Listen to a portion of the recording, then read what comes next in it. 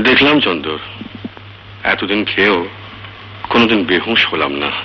তুমি তো বেহুশ হবার জন্য খেতে না, তুমি তো জীবনকে ফিরে পাওয়ার জন্য খেতে। ভুল বলতাম, ভুল।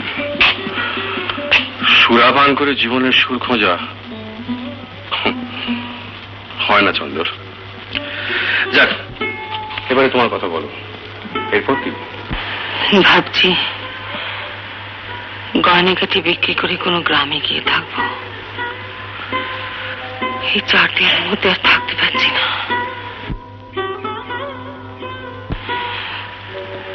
তুমি কি বলো? কিছু বলছো না যে? কি ভাবছো? ভাবছি চন্দর, তোমার সঙ্গে হয়তো কেন, তোমার সঙ্গে আমার এই শেষ দেখা। তোমার সঙ্গে আর আমার দেখা হবে না? না চন্দর, আমি এখান থেকে চলে যাচ্ছি। কোথায়? দূরে, অনেক দূরে।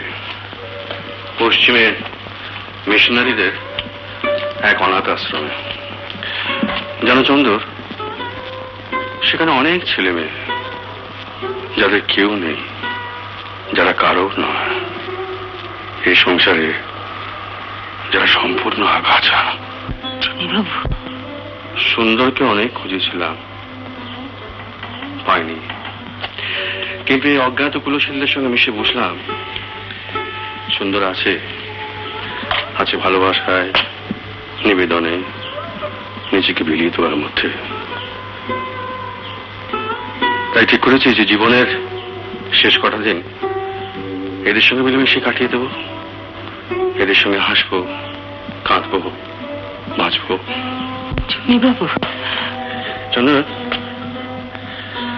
যাওয়ার আগে দেবদাসের সঙ্গে দেখা হলে বড় ভালো হতো।